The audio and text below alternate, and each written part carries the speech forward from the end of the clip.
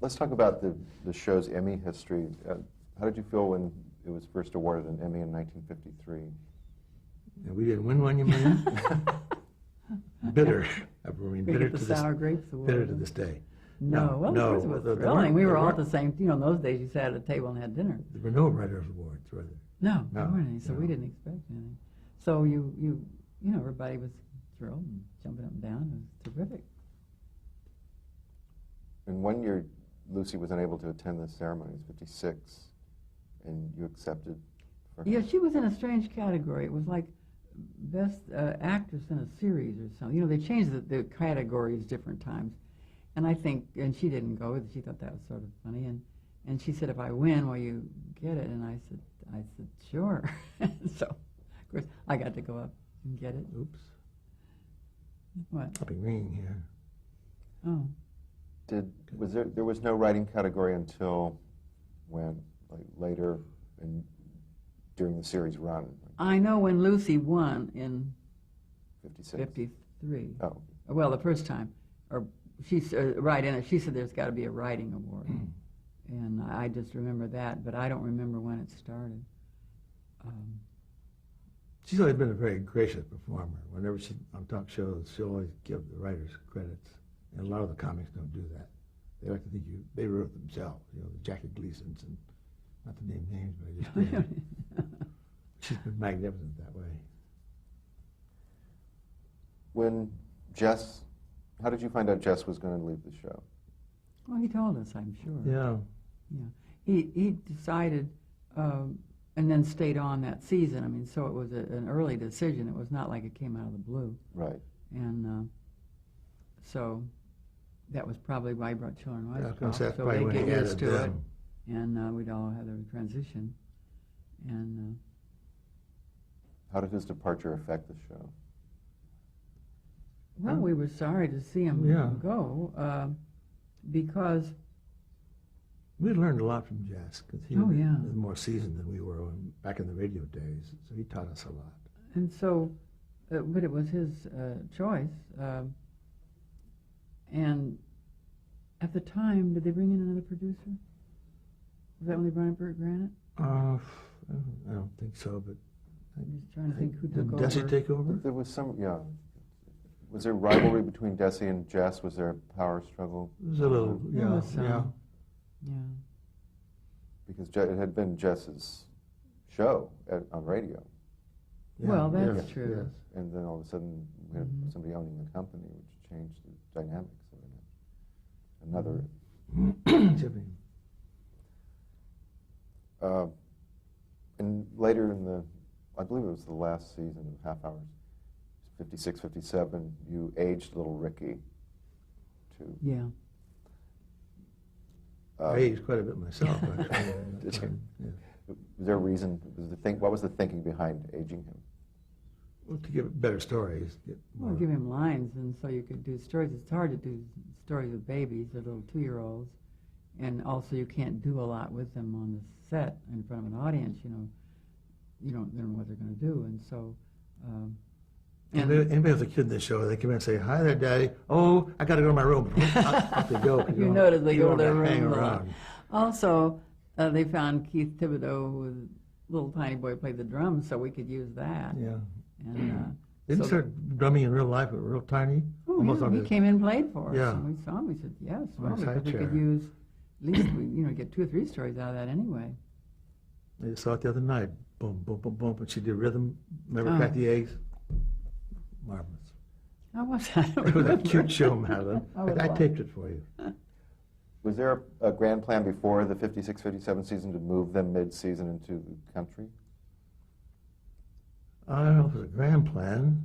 I think we talked about it because it would give us some more stories. Again, you need stories like going. And I think, Lucy got tired of that furniture, and we had new furniture. Yeah. I don't remember if she got tired of the set, but we were all getting a little tired of it, so small. And, of course, moving gave us a whole kind of... Missing each other. And new neighbors. We made one grand mistake. We made the new place so large, it became a problem of people coming in the front door. They had to say something by the time they came into the living room. So we put a Dutch door in the back of We the were set. so thrilled to have that great, big, beautiful living room. Oh, hooray. And when someone came in, they couldn't say anything to the people in the living room because they had. If you'll notice, this is called when a show makes a mistake and they have that kind of thing. It's called "I'll let myself out." Yes. So the people don't have to walk in the door and come back And in. going up and down the stairs, too, was a problem. I noticed the other We night. loved those stairs, and there they were. You can't make those fast exits, to the bedroom. And so you have to cover it with some dialogue. So. It's hard to leave in a huff when you have to go way over there to leave it off. Oh, yeah, well, just a minute. And then you go upstairs. Let me get near that door. Ah, there, now I'm leaving. So, But we thought it was great. So we put in the set design put a Dutch door in the living room. We used to have the Mertzes come in there all the time. And other people, so that you could make those fast entrances and exits.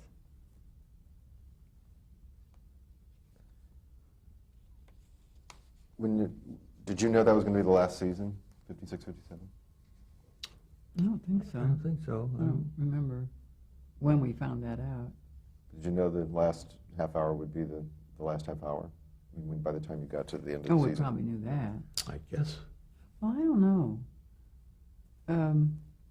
I think we would have written maybe a last show if we'd known. I don't think we knew far enough ahead, because we wrote quite a ways ahead.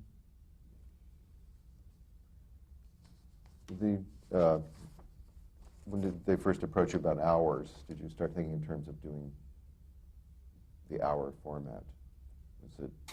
Yeah, we started thinking about it, and we didn't think about it enough because the first hour ran an hour and a quarter. Some current show is going to take another 30 minutes. I forget what's in the publicity. I think I read They're it. going 90 minutes instead of an Yeah. hour.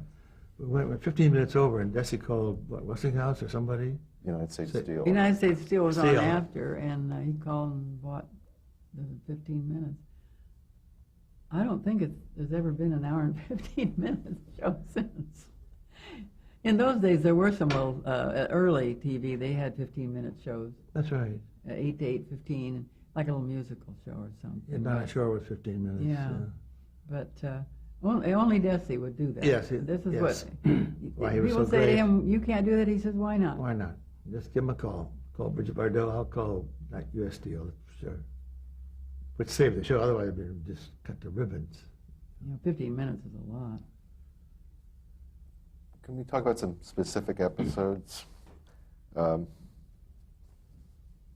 Lucy does a TV commercial. You talked about the black stuff. And this is one of the great examples, I think. When she's doing this TV commercial, everything was scripted, true? Yes.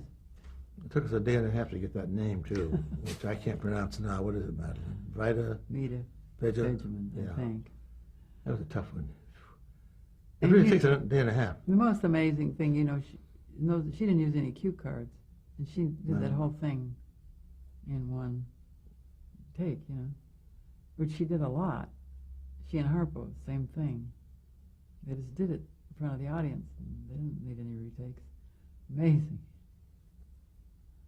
What about Lucy goes to the hospital with the birth of little Ricky? What memories do these bring back? I love that scene. Now, Ricky, remember? They all jumped into action. Practice. That was marvelous.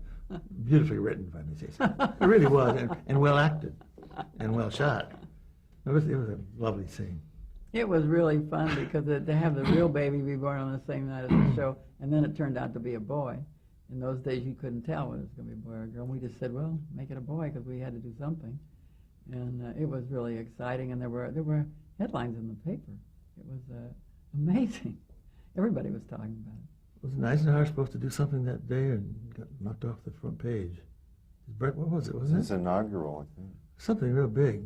Oh, Yeah. I don't remember. It was January 19th, so it was right at inauguration. Yeah, yeah. What about Lucy and John Wayne? Oh, he was great. He was funny, surprisingly. It went so well we had to do a two-parter, as I recall. Didn't we? Well, yeah. Sort of? He wasn't in the first part. He was only in the second Oh, part. that's right, that's right. But the story started when we made it a two-part show. The Candy Belt has an amusing background story, which Mrs. Davis will now tell you about. How we picked the candy, remember? What? What? What's this amusing story? Telephone book. Oh. We needed the job. People say, gee, how'd you do candy? We went through the elevators. Yeah, you know. We knew they were going to take Right. some Looking for job away jobs. from the house. We said, oh, Sure. candy, See, candy candy. making. And people think we were very inspired, and we found it in the Yellow Pages. And then you went to the farmer's market to watch how it was done. And they were Yeah. dipping the chocolates in the window. You know, in those days, I don't know if it's probably not there. And we said, aha. So, Was there a belt? no. Not the farmer's No, market. no, Belt was no, the- no. That was just something that came up. Well, did Lucy go down and watch them make too? I don't think don't so. think so, No, I don't think no, we asked her no. to do that. They brought a real candy dipper in to work on the show. And Lucy just watched her. As she did on the show. You could see her watching her, and she just learned how to do it from her. How about Lucy and the Loving Cup? Lucy and the Loving Cup. She gets it stuck on her head. And That was Johnny Longden, who was a jockey, was a good friend of theirs. Yeah. And I haven't seen that for a long time. I don't remember it. I know this. I tried to put the Loving Cup on my head to try it out, and we have different size heads, and it was too small. So must Why have did she put that on her head? she's doing it. Sorry. Well, I'd let it like to go. know. Anybody out there know? 30 years from She now? does. makes fun of her Okay. hat, so she puts it on as like smart aleck. Oh, I Like a see. joke. You know, yeah, like look at this, and it doesn't come on. But I love the subway scene in there where she loses her beekeeper's hat. You know, Oh, yes, she still yes. thinks she's got it on. And we talked about the candy factory. And the But- grapes? How about the grapes? Grapes. You hear about the grapes? Anything about the grapes? Well, We want to be sure they really still did that in Italy, or we wouldn't have done it. We checked We're very into it. pure writers. oh, yeah, No, we are. very dramatic. Well, and there are where they said in some small villages they still did it in those days. So that's all we needed. And it was a real. Lucy liked to say the woman almost drowned her, but that wasn't quite true. You can't drown in grapes, you know. But the fight was more than we had written. I think they really. I mean, they carried it on. Yeah. And so it got into a bigger deal than we had planned, which was fine. Came off on film very well. Oh Yeah. yeah. What about the William Holden episode and the nose controversy? The old nose controversy. Perhaps you'd like to. Well, Lucy got to telling on talk shows that it was an accident. And of course it made a better story. Their nose got fired. And she totally told her, suddenly. and I think by now then she started believing it. And she liked to say, and I lit the cigarette and the nose went up in flames, and I thought Bill Holden was going to faint. Well, now, you know we're not going to give her a fake nose without testing it first. So Oh, we called good. in. Hal King, the makeup man, created the nose, and it was, again, I wouldn't have done that. I No, I you know, wouldn't. even with a fake No. nose. That was she didn't mind, and it was planned to do that. The fact that if Lucille Ball had really set fire to her nose, Accidentally. the whole place would have been in pandemonium. The hoses, and- fire hoses all it would have been hysteria. And as it was, everybody just sat there and laughed and thought it was a riot. But what she did change, remember? Yeah. Go ahead. Well, we said she takes the nose off and puts it in the coffee cup. That's the way it's written. And what she did was bring it up and put her nose in Yeah. like a bird, which was hilarious, and got another big laugh. So that, you know, that was the way we worked all the time. We would give her the body of it, and then she would add her own little touches. So that was very typical of what went on. Were there certain things you couldn't do to her? I mean, you were saying that once I heard you say people would get upset if they thought she was really in peril. We had to be careful. Yes, we had a couple of shows like that. She was on the ledge, I think. On Lucy and Superman. Yeah. She Yeah. sort of stumbled. Where the drain pipe. Yeah, The drain pipe came up, and the accidentally. audience went, now, on the show, it is a laugh, but I think they maybe put one in because I remember the audience thought she'd really was going to Yeah. fall. It wasn't 3 stories off the ground, but it was high. And Another time we had her pretending to, I forget the exact storyline. The She came in title? all hobbling, remember? Mhm. Ankles tired. She came hobbling in, and everybody said, oh, they didn't like it right away. Okay, she was in trouble. So we It- tried to avoid that thereafter. we had to be careful that we didn't make her look like she was really uncomfortable. It had to be funny uncomfortable. And Also, only she could make fun of Ricky's accent. Someone else tried it, the audience didn't like it. Do you think it bothered her that she wasn't the character, that people loved this character so much, but it really wasn't anything like Lucille Ball? oh, I have no idea. have No, no I idea. don't know. Never- She loved working and loved doing the show so much that I really don't. I never heard her say that. I wouldn't think. Do you have a favorite episode? I like the washing machine that they sell to the merchants saying, don't what can go wrong.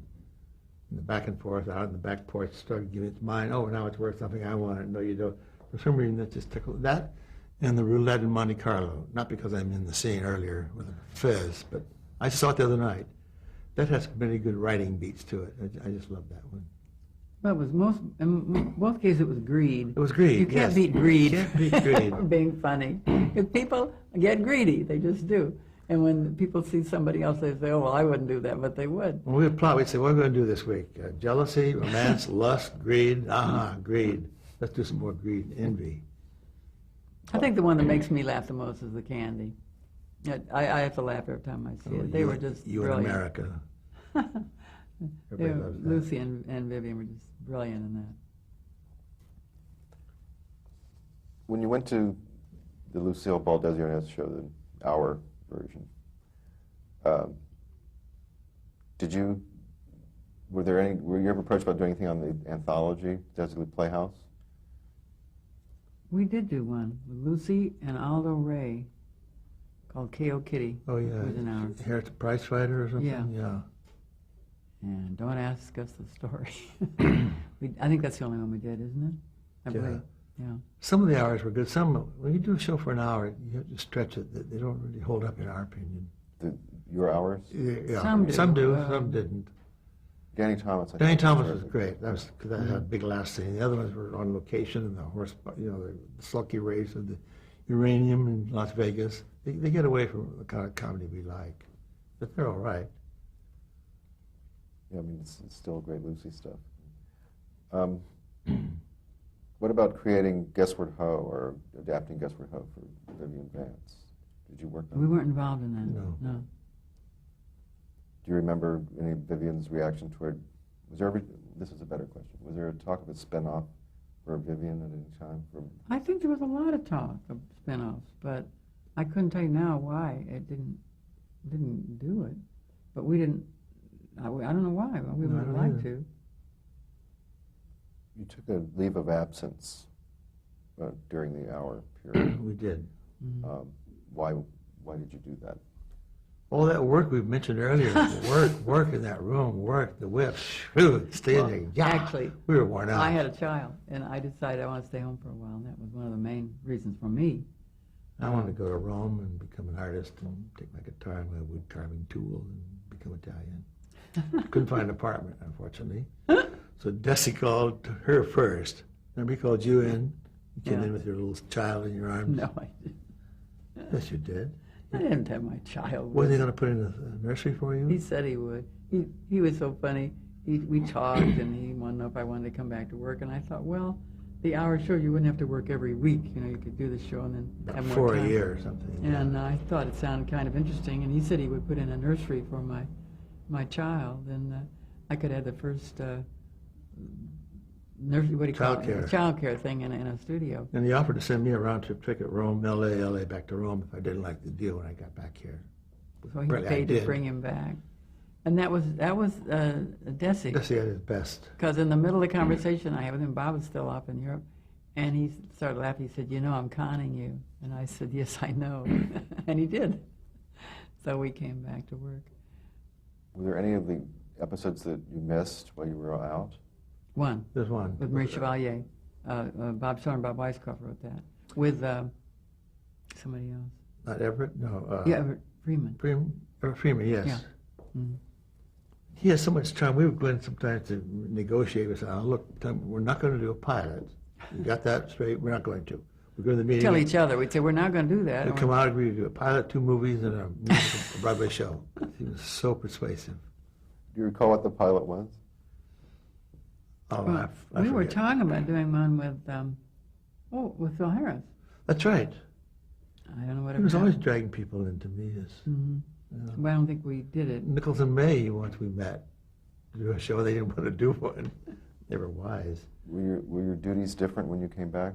Or your workload was obviously lighter, but Oh, Pretty much the same, About I the same. think. Yeah, we were called consultants. yeah, script consultants. Yeah, script consultants. We did the same amount of work, plotting and rewrite, polishing. and Schiller and Weisskopfer at that time were still Yes. the originals. The Tom Ewell show, did you create that? We did. Was that done for Desilu? No. 4-star? Oh, yes. Yeah. It was 4-star. Did you have to leave the studio to do that, or were you still? I don't know what time that was, what year that It was. says 59 late, so it's toward the end of the hours. It was probably, I don't know, in between. I don't remember why. That was based on Madelyn's family. Her father had Well, I had- mother, yeah, mother-in-law, and 3 daughters. No, my father's mother. Oh, whatever. Well, my Yeah. 2 sisters. And we And had a a female female dog. dog. And It's poor called, man. what's it called, Father's It's called Harem? Father's Harem, And that didn't sell, or did it run a year? yeah. Ran a year. I Yeah, think, right, yeah. Was there any other, after that, were you, okay, well, when did you realize that Lucy and Desi were not going to make it as a married couple? I have no I idea. have no idea. You knew by the time they filmed the last show, obviously. The last hour. Yeah, Yeah. so it was pretty common knowledge Yeah. by then.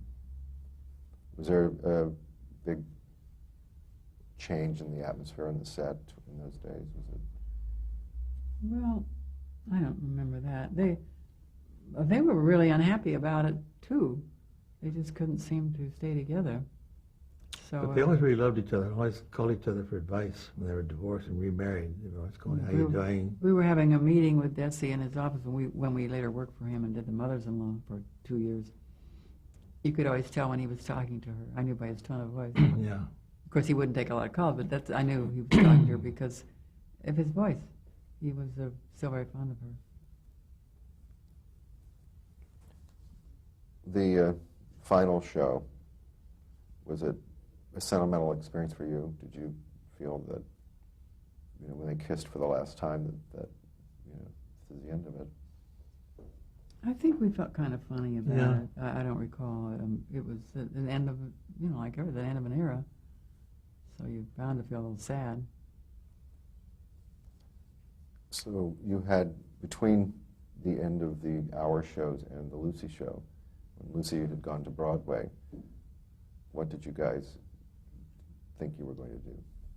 We wrote one script called Lucy Goes to Broadway, which we can't find, by the way. If you have a copy, we would like it. We were going to film a special in New York. Funny thing happened about that. We were negotiating the deal, and Lucy said, well, of course, Bob, man, you got to have a limo in New York. We said, okay. So we told Lucy, we have to have a limo and stay at the Algonquin. He said, oh, God, Lucy. She insisted that we have a limo. It never came to pass. But She left the show. We were going to do a special and film it So in Lucy New goes- York, yeah. and we were all going to go back. But it didn't happen. Well, Desi came to you to doctor the Wildcat script, did he not? Oh, yes. Desi was always bringing us in to fix things, and if it was a movie or something, he'd see, you guys, punch it up and do it, fix it. And We did a scene for which one? Forever Darling. Suddenly, the movie's going along. Suddenly, it's Lucy for about 30 minutes, then back and she back to the came out of the character. door and she was a different character. Oh, yeah. It was awful of us. But, Oh, it was terrible. he said, But they accepted they it. got to do something, and they did it that way. And so then he had us add some jokes to Wildcat, and the writer was not thrilled. But we were sort of, this blue blanket, I don't know, we could fix it.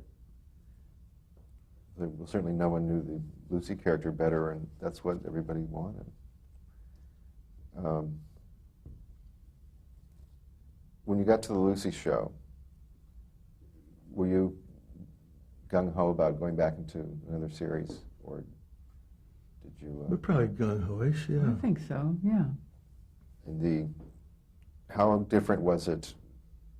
I remember talking to Lucy about it. She said, you know, I'm older, kids. I said, we're older too, Lucy. When you get old, we get older. She couldn't accept that. Was the industry terribly different from when it was like 10 years before? Did you have a sense of that?